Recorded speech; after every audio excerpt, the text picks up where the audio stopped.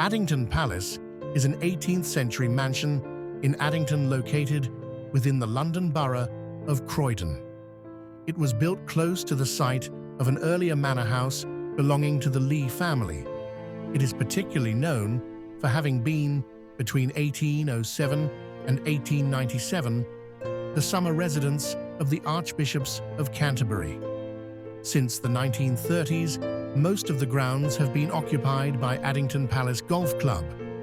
Between 1953 and 1996, the mansion was occupied by the Royal School of Church Music, which has since moved to Salisbury. It was later used as a wedding and events venue. The original manor house, called Addington Place, was built about the 16th century. An ancient recipe for male pigeonout, or dilligrout, a spiced chicken porridge, was historically made by the current lord of the Manor of Addington to be served upon the coronation of the monarch of England in a kitchen sergeanty. The Lee family gained this sergeanty upon becoming lords of the Manor of Addington sometime before 1504.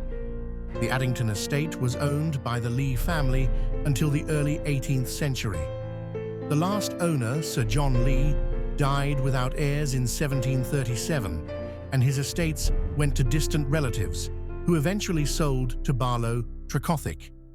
Trecothick had been brought up in Boston, Massachusetts, and became a merchant there. He then moved to London, still trading as a merchant, and later sat as Member of Parliament, MP, for the City of London in 1768 to 74, and served as Lord Mayor in 1770. He bought the estate for £38,500, equivalent to approximately £6,740,000 today.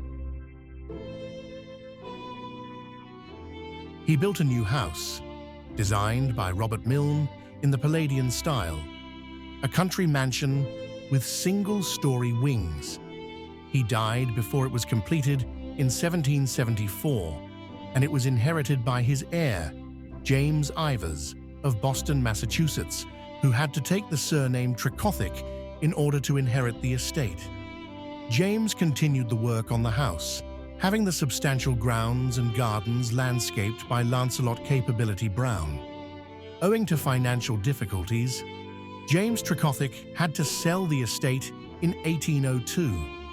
The estate was sold in lots in 1803. The next owners, William Coles and Westgarth Snaith, also got into financial trouble and sold it by Act of Parliament in 1807. This enabled the mansion to be purchased for the Archbishops of Canterbury, since nearby Croydon Palace had become dilapidated and inconvenient. The name became Addington Farm whilst owned by the Archbishops. Much later, it became known as Addington Palace.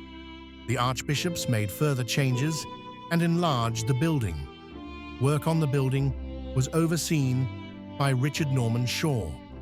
It became the official summer residence of 6 archbishops: Charles Manners Sutton, William Howley, John Bird Sumner, Charles Thomas Longley, Archibald Campbell Tate, and Edward White Benson. All except Benson are buried in St. Mary's Church or churchyard, Addington. Benson is buried in Canterbury Cathedral. The house was sold in 1897 to Frederick Alexander English, a diamond merchant from South Africa. After his death, the mansion was taken over during the First World War by the Red Cross and became a fever hospital. Eventually, in 1930, it came into the hands of the County Borough of Croydon.